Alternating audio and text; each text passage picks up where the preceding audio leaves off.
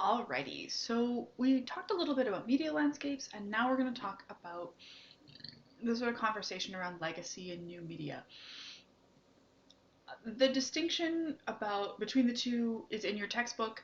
It's largely about how long we've had them, and that's not necessarily because older is better. It has a lot more to do with the fact that the longer we've had something around, kind of the easier it is for our social norms to have adapted to its use. So, for example, we have better rules about whether or not students should be reading other books in class than if they should be texting in class, right? There's some conversations around what is appropriate there, and the sort of norms shift a little bit better to accommodate stuff that's been around longer. That's not really what I kind of want to talk about today. I want to talk a little bit about the ways that we think about and understand new media, because the assumption in the way that we talk about them in terms of like, oh, media is brand new, largely has a lot to do really with the idea of sort of new media being fundamentally different. And for those of us who work in sort of the social sciences and who look at questions of power and power distribution, there was a lot of conversation about new media being potentially revolutionary, right? Because the technology shift was such that you no longer only had people who had access to massive production studios and professional lighting who could make videos, right? Like I'm sitting here in my living room making videos that are going out on the internet. And I'm still not really sure how we got there, but pandemic life is weird. So there was a lot of conversation about the shift from only a small number of people could produce content that could be shared widely, and the fact that lots of people could do that, right? Like anyone can start a blog, anyone can start a YouTube channel. There was a huge conversation when we started seeing the introduction of those forms of new media that they were going to be revolutionary and they were going to shift power around in society. Um, in point of fact, that isn't quite what has happened, in the sense that the people who manage YouTube still have a profit motive, so they exert some control over what is and is not on YouTube, and also they monetize it, and the way they monetize that is through ads, and those ads still represent the same corporate interests as would have been represented sort of on television. All of those sorts of pieces come together. And then there's also sort of the question about algorithms and what gets shared, and who shares what, that very much reproduce the conversation around sort of existing social power and existing sort of social patterns. So, for example, we can talk about influencer, like social media influencer, as a new job that exists, and people do that sort of as their full time income. But if you look at the way that that reproduces existing social patterns, one of the things that you'll find is that the vast majority of people who work as influencers and make their living that way are white, primarily conventionally attractive, primarily English speaking, all of which are existing social patterns that sort of existed long before Instagram was a real thing.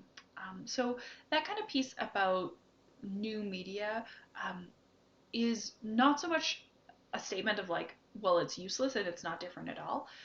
It's just a reminder of all of those pieces about social structure, right? That we talked about last in our last unit, that changing the fundamental nature of things like how power is distributed in society is a lot harder than we think it is, and it's a lot harder to do than to talk about. And in the same sort of vein, when we talk about new media, the reality of that sort of multiple producers piece is also creates a bunch of new challenges that older forms of media just don't. And that sort of conversations around things like privacy and net neutrality.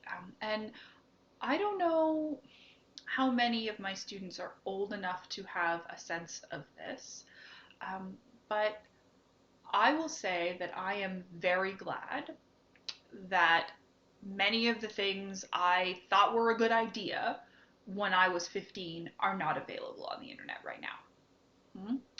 And the reality is that for a lot of people who are 15 now, that may not be the case when they get to adulthood. And that has the potential to change all kinds of things, not just in terms of the sort of augmented self question of people building their social media presence with a mind to having viewers rather than sort of expressing themselves for only their significant others, right? This is a conversation around like, am I performing for the generalized other or am I performing for significant others and people, and like how authentic am I being to my own identity and how much am I trying to match what other people are expecting of me? Like those are very complicated questions.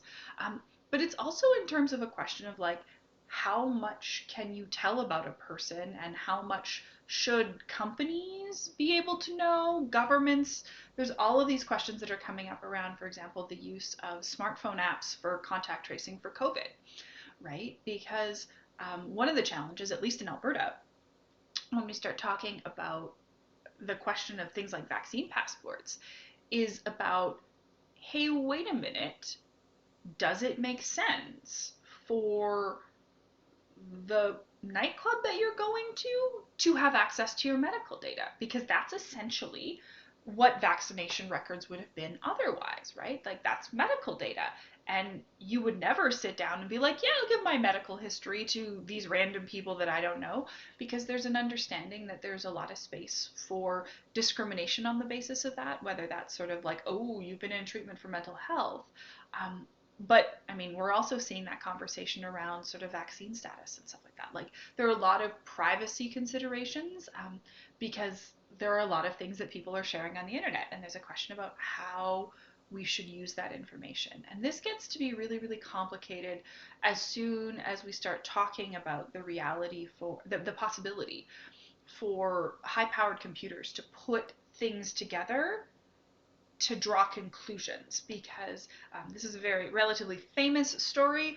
Target got in a lot of trouble at one point, because it sent congratulations on your new edition, welcome baby kind of flyer to a household, and their client got really pissed off about, how dare you, no one in my house is pregnant, blah blah blah blah blah. And then he had to apologize 3 or 4 weeks later because it turned out that his teenage daughter was pregnant, and the target algorithm knew before she did.